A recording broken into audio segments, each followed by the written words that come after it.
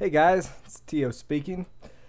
Today I've got a kind of an exciting, but at the same time, for some people, disappointing announcement to make. Every server owner at some point in time has to make this announcement. We've been running now for 3 years. We've had over 45,000 people circulate through the server. We've had probably at least several thousand of those become regulars for at least a period of time. Had hundreds of people stay for long periods at a time, made many great friends, and we've had a great community from the beginning all the way through to the end. But in this video, I'm going to go ahead and announce the ending of Valcrest as well as this project as a whole, May 23rd. We're finally going to put it in the books and call it good. So anyway, let's briefly talk about some of the reasons why we're doing this. So first of all, as an owner, I feel like I've reached the end. I don't feel like I really have much left to accomplish. There's not a lot left that I really want to do with this, and I just don't feel motivated like I used to. It's been a long time. I'm going to try to briefly explain my story. Basically, when I first started doing this, I did it for fun. I started this server with Sparks nearly 3 years ago. In fact, I started it as May 23rd, the same day we're going to end it. I started May 23rd, 2014. We started the server together, and back then, I only started it because I just loved playing the game. I thought it was going to be something we did for a few months and then moved on to something else. But, I really loved it, and we played it from May 23rd all the way to New Year's 2015 before I finally decided to leave. It wasn't much fun for me anymore. I got tired of playing the game. When I first started it, I only ran the server so that I could play the server. That was it. But then at that time I was actually unemployed and I needed some money. I went and I got a job. That's when I started working at Starbucks, and I only made $800 a month. And in order to pay my bills, I really needed to make at least $1,000. That was like the bare minimum. Anyway, knowing that I needed some extra money, I figured, well, I could probably make $200 a month off Minecraft because I knew how to run the server at this point, and we had gotten donations during our last month, and I knew we had made like 150 in profit, so I thought certainly it couldn't be that hard to make 50 more. And so I came back to Minecraft February 2015 to Ionia, and I started running it really to pay my bills, and I became very passionate about running the server. I no longer played very much, but I really loved running the server, and that's when a lot of our longer-term regulars joined. Was during the 2015 era in Ionia, when I was extremely passionate. Back then, I was probably the opposite server owner I am today. I was highly motivated, extremely productive. I really loved doing this. I got a lot of stuff done. So anyway, then came, January 2016. I left Ionia. At that point in time, I had worked my way up in Starbucks a little bit, and I no longer needed the server to pay my bills. And I was also pretty burnt out just from the sheer work of it all. I really no-lifed it in 2015. But there was still one thing left for me to accomplish. I still had one thing left. I always wanted to be number one. We had gotten into the top 50 in Ionia, but I wanted to become the number one townie server. Not the biggest server out there, not the next Hypixel. Don't get me wrong, just the best townie server, right? And anyway, we climbed up the server list. We started up Valcrest. Started up March 2016. And we climbed up the vote list rapidly. And by late April that year, Valcrest really boomed. Late April that year, we were already in the top 20, and we thought for sure we'd hit number one. And really, we held the top 20 all the way through May and even into June for a little bit before the rollback issue finally hit. But when we were in that top 20, we were getting to a point where we had 50, 60, even sometimes 70 players on almost every single day.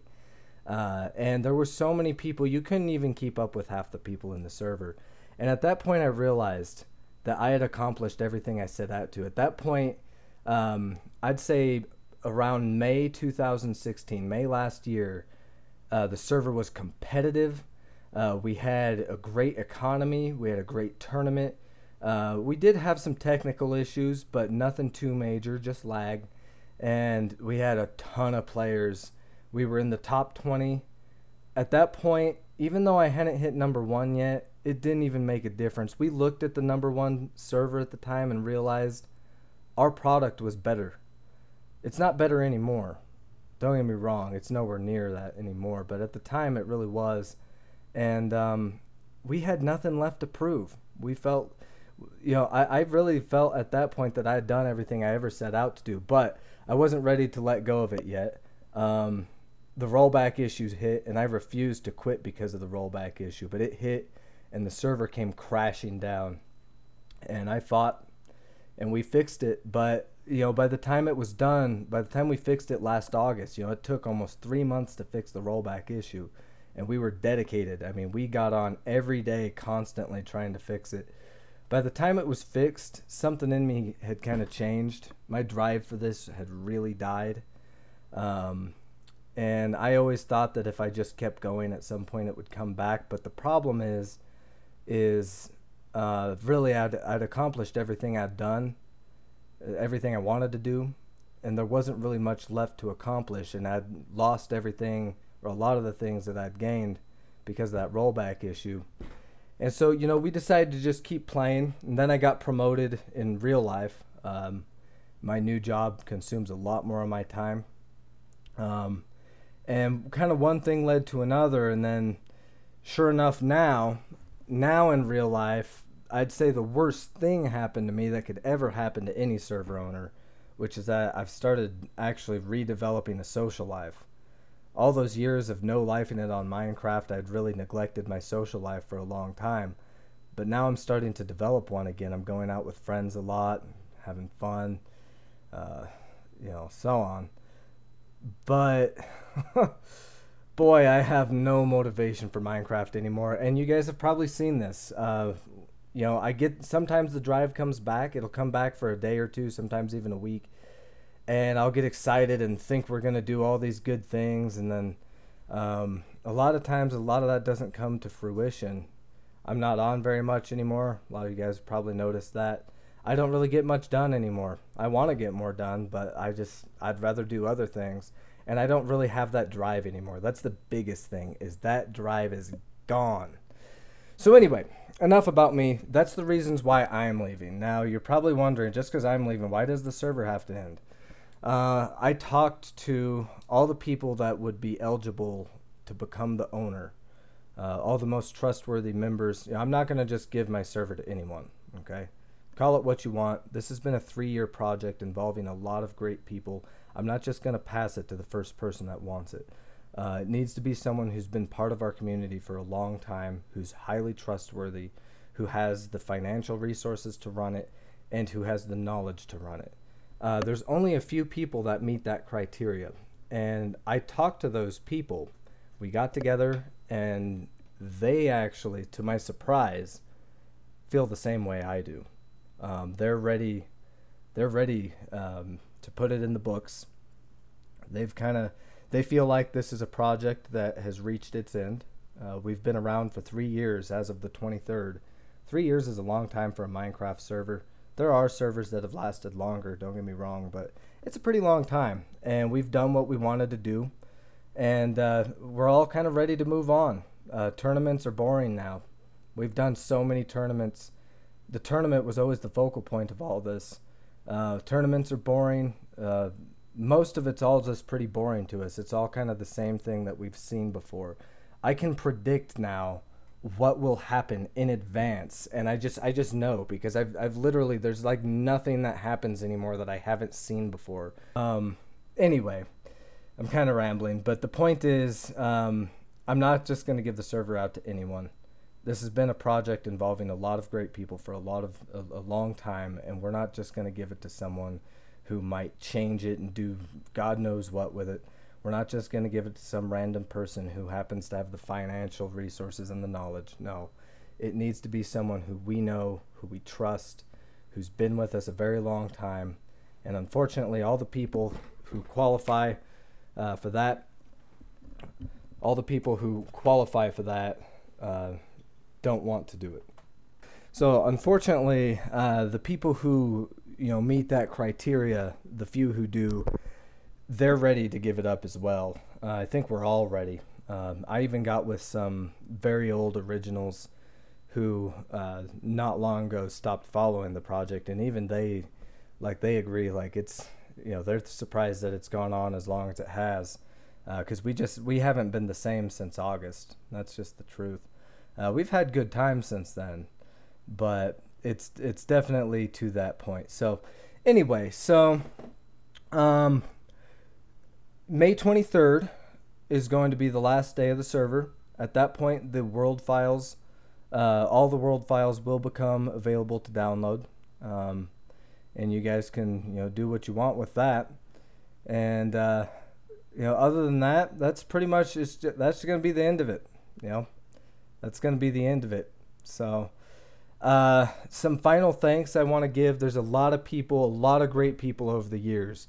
I could not possibly thank all the people that there is to thank, because there's a lot of great people. I've met so many awesome people through this project. But some people who really stand out a lot is obviously Sparks. Man, Sparks and I, we've gone back, and Grip gave him the label beginning to the end inside Grip's little Hall of Fame area. And I really think that's just the best label that Grip could have given Sparks, because Sparks, although he did take prolonged breaks at times, he really was there from the beginning through to the end. He talked me into starting this, and I can never thank Sparks enough, because I didn't want to start it. This wasn't my idea. It was actually his idea, and it turned out to be a fantastic thing, and it was a ton of fun. So I thank Sparks for that. Gosu would have to be the second person on that list. Gosu, I could talk so much about Gosu. It's ridiculous. He started up two of the best towns, in my opinion, in the server's history. It started with Kadoma. In the beginning, we had Kadoma and Coastborn. They were like a rivalry, a friendly rivalry, but they were like a very competitive rivalry in the early stages of Ionia. And then Kadoma was always the biggest town in Ionia for its history. Gosu recruited and engaged probably hundreds, maybe even close to 1,000 players over the course of his career in the server. Gosu was the third staff member that I ever promoted, and was on staff for the vast majority of the time in this project, not retiring until recently from build team lead, which, by the way, I would have to say he was hands down the best build team lead we ever had. We had 5